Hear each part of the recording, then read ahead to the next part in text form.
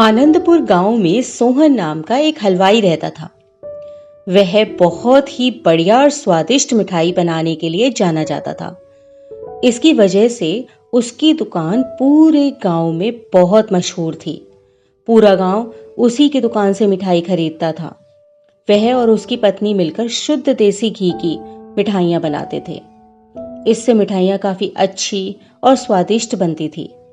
हर रोज शाम होते होते उसकी सारी मिठाइयां बिक जाती थीं और वह एक अच्छा खासा मुनाफा कमा लेता था। मिठाइयों से जैसे ही आमदनी बढ़ने लगी, सोहन के मन में और पैसा कमाने का लालच आने लग गया। अपने इसी लालच के चलते उसे एक तरकीब सूझी। वह शहर गया और वहां से एक दो चुंबक के टुकड़े ले आया। उन टुकड़ों को उसने अपने तराजू के नीचे लगा दिया। इसके बाद एक नया ग्राहक आया जिसने सोहन के पास से 1 किलो जलेबी खरीदी। इस बार तराजू में चुंबक लगाने की वजह से सोहन को अधिक मुनाफा हुआ। उसने अपनी इस तरकीब के बारे में अपनी पत्नी को भी बताया, लेकिन उसकी पत्नी को सोहन की यह चालाकी बिल्कुल अच्छी नहीं लगी। उसने सोहन को बहुत समझाया कि उसे अपने ग्राहकों के साथ इस तरह की धोखाधड़ी नहीं करनी चाहिए, लेकिन सोहन ने अपनी पत्नी की एक ना सुनी और वो हर रोज तराजू के नीचे चुंबक लगाकर अपने ग्राहकों को कम सामान देने लगा और धोखा देकर अधिक मुनाफा कमाने लगा। इससे सोहन को बहुत खुशी हुई। एक दिन सोहन की दुकान पर रवि नाम का एक नया लड़का आया। उसने सोहन से 2 किलो जलेबी खरीदी। सोहन ने उसे भी चुंबक लगे तराजू से जलेबियां तोलकर दे दी। रवि ने जैसे ही जलेबी उठाई तो उसे लगा कि जलेबी का वजन 2 किलो से कुछ कम है। उसने अपना शक दूर करने के लिए सोहन से दोबारा से जलेबियों को तोलने के लिए कहा। रवि की बात सुनकर सोहन चिढ़ गया। उसने कहा, मेरे पास इतना फालतू समय नहीं है कि बार बार तुम्हारी जलेबियों को तोलता रहूं। इतना कहकर उसने रवि को वहां से जाने के लिए कह दिया।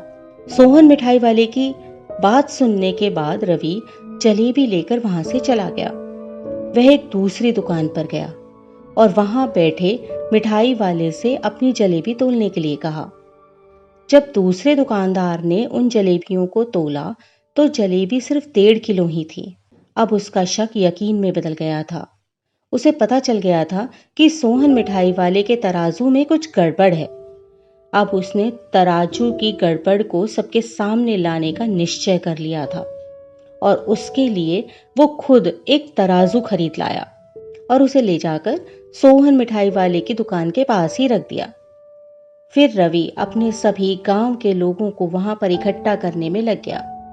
जैसे ही लोगों की थोड़ी भीड़ बढ़ने लगी तो उसने गांव के लोगों को कहा कि आज मैं आप सभी लोगों को एक जादू दिखाऊंगा। यह जादू देखने के लिए बस आप लोगों को सोहन मिठाई वाले से खरीदा गया सामान एक बार इस तराजू में तोलना होगा और आप देखेंगे कि कैसे सोहन मिठाई वाले के तराजू से तोली गई मिठाइयां इस दूसरे तराजू में आने पर अपने आप ही कम हो जाती हैं। कुछ देर बाद 1-2 लोग मिठाई लेकर रवि के पास पहुंचे तो उसने ऐसा करके भी दिखा दिया। इसके बाद सोहन की दुकान से जिसने भी मिठाई खरीदी थी सभी ने राजू को तराजू में तोलकर देखा तो सबकी मिठाइयां 250 ग्राम से लेकर आधा किलो तक कम निकली। यह सब देखकर लोगों को काफी हैरानी हुई। अपनी दुकान के पास ही यह सब होता देखकर सोहन मिठाई वाला रवि से झगड़ा करने लगा।